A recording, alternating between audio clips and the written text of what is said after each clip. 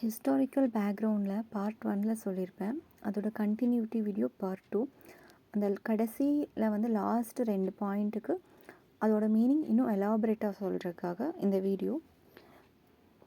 நான் சொல்லியிருப்பேன், இந்தியாவுடைய கான்ஸ்டியூஷனும் கவர்மெண்ட் ஸ்ட்ரக்சரும் பிரிட்டிஷ் அந்த ஒரு இன்ஃப்ளூயன்ஸ் ஆகிருக்குது அப்படின்னு சொல்லியிருக்கேன்.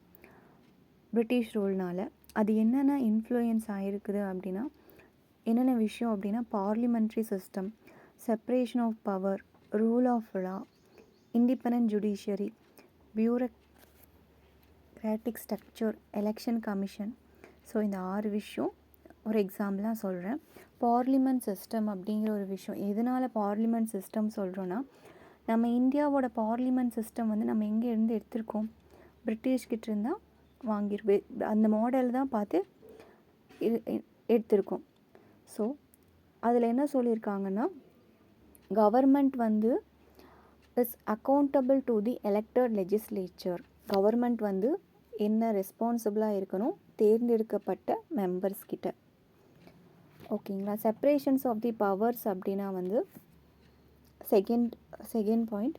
செப்பரேஷன் ஆஃப் பவர் அப்படின்னா வந்து இந்தியன் கான்ஸ்டியூஷன் வந்து பிரிட்டிஷ் சிஸ்டம் தான்.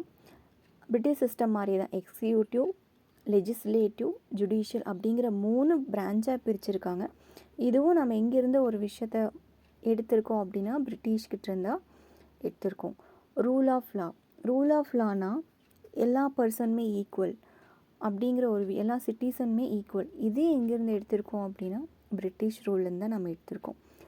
இண்டிபெண்டன்ட் ஜுடிஷியரி அப்படின்னா, சுப்ரீம் கோர்ட் தான் வந்து one of the top most court நம்மளோட இந்தியாவில். அதுவும் எங்கேருந்து எடுத்திருக்கோம் அப்படின்னா, பிரிட்டிஷ்லேருந்து தான் எடுத்திருக்கோம். பிரிட்டிஷ் ஜுடிஷியல் சிஸ்டம் தான் இருந்தால் எடுத்திருக்கோம்.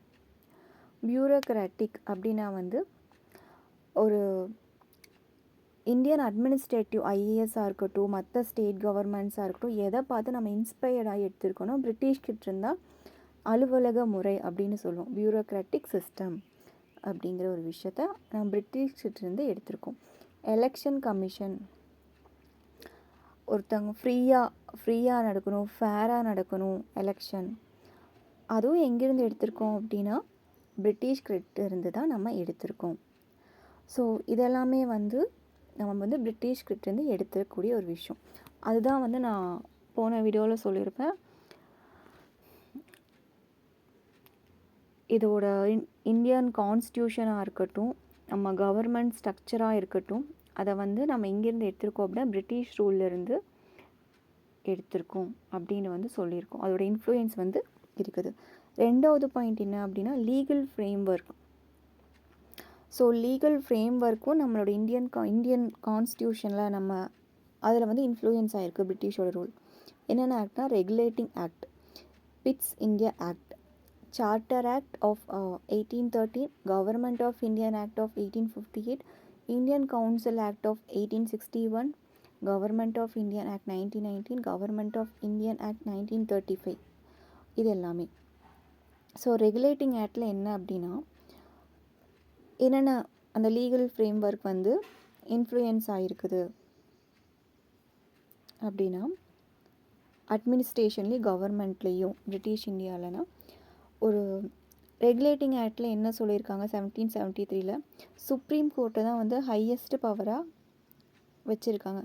ஸோ அதுக்கு யார் ஒரு பொசிஷனில் இருக்காங்க அப்படின்னா, governor general. Pitt's India act 1784னா போர்ட் ஆஃப் கண்ட்ரோல். லண்டனில் வந்து போர்ட் ஆஃப் கண்ட்ரோல்னால் குரூப் ஆஃப் மெம்பர்ஸ். ஸோ லண்டனில் வந்து இருக்கிறாங்க. அவங்க என்ன பண்ணிகிட்ருக்காங்க அப்படின்னா, ஓவர்சி, மேற்பார்வை பார்த்துட்ருக்காங்க. இந்தியாவில் என்ன நடக்குது, இந்தியன் விவரங்கள் எல்லாத்தையுமே வந்து மேற்பார்வை பார்த்துட்ருக்காங்க அப்படிங்கிறத ஓவர்சி அப்படின்னு சொல்லியிருக்காங்க. ஸோ அதுதான் ஓவர்சி அப்படின்னா, லைக் அ ஜாப், எப்படி சொல்கிறது, ஒரு ஆஃபீஸர் வந்து தன்னுடைய எம்ப்ளாயை பார்த்துட்ருக்க மாதிரி தான் ஓவர்சி அப்படின்னு சொல்லுவோம். ஓவர் சைட் அப்படின்னு ஒரு வொக்காபுலரி இருக்குது. ஓவர் சைட் அப்படின்னா வந்து லைக் பீயிங் பாஸ் அப்படின்னா ஒரு பொசிஷனில் இருக்கிறாங்க, ஆனால் அவங்க வந்து அந்த ஒரு பொசிஷனுக்கு சொந்தம் இல்லை. ஆனால் ஓவர்சி அப்படிங்கிறப்ப அவங்களுக்கு இன்னும் கொஞ்சம் ரைட்ஸ் வந்து அதிகமாக இருக்குது. ஒரு ஜாப் அவங்க ஓனர் தான் அந்த மாதிரி. Next charter act of 1813. இதில் என்ன பண்ணாங்க, ஈஸ்ட் இந்தியா கம்பெனியோட மோனோபாலி எல்லாத்தையுமே என் பண்ணிவிட்டு பிரிட்டிஷ்லாம் வந்து இந்தியாவில் கொண்டு வந்துட்டாங்க. Monopoly trade, east India company வேணால் என் பண்ணிவிட்டு அதுக்கு பதிலாக மோனோபாலி கொண்டு வந்துட்டாங்க. Government of Indian act of 1858. இதில் என்ன பண்ணியிருக்காங்கன்னா, எல்லா பவரையும் வந்து இங்கிலீஷ் ஈஸ்ட் இந்தியா கம்பெனி பவரெல்லாம் இருக்கு இல்லையா, அதை வந்து பிரிட்டிஷ் கவுனுக்கு ட்ரான்ஸ்ஃபர் பண்ணிட்டாங்க. Indian council act of 1861. இந்த டைமில் தான் வந்து இந்தியன் லெஜிஸ்லேட்டிவ் கவுன்சில் அப்படின்னு வந்து ஒன்று நிறுவனாங்க. So then government of Indian act 1919. Double government சிஸ்டத்தை வந்து இன்ட்ரடியூஸ் பண்ணாங்க. அதில் சில பவர்ஸ் வந்து இந்தியன் மினிஸ்டருக்கும் ட்ரான்ஸ்ஃபர் ஆச்சு. Government of Indian act 1935. இதில் தான் வந்து provided federal structure and increased Indian participation in India. So federal ஸ்ட்ரக்சர்னால் state government, central government. So state கவர்மெண்ட்டும் சில ரூல்ஸ் இதெல்லாமே பண்ணலாம், பட் சென்ட்ரல் கவர்மெண்ட் அளவுக்கு அந்த அதிகாரம் அவங்களுக்கு கிடையாது. ஸோ இவ்வளோ தான்.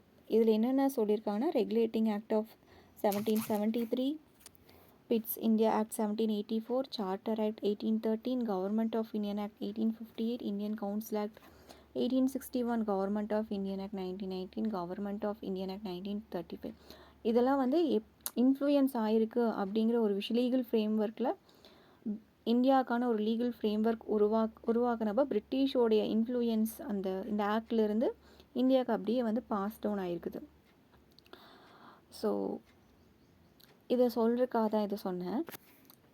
இது வந்து ரெகுலேட்டிங் ஆக்ட் இந்த 7 பாயிண்ட்டும் வந்து டீட்டெயில்டாக நான் பின்னாடி வீடியோவில் ஒவ்வொன்றுக்கும் செப்பரேட் வீடியோ எலாபரேட்டாக எக்ஸ்பிளைன் பண்ணுறேன். இப்போ என்னென்ன இன்ஃப்ளூயன்ஸ் ஆகிருக்குது அப்படின்னு தெரிஞ்சுக்கோங்க. அதுக்காக தான் இந்த வீடியோ. Thank you so much.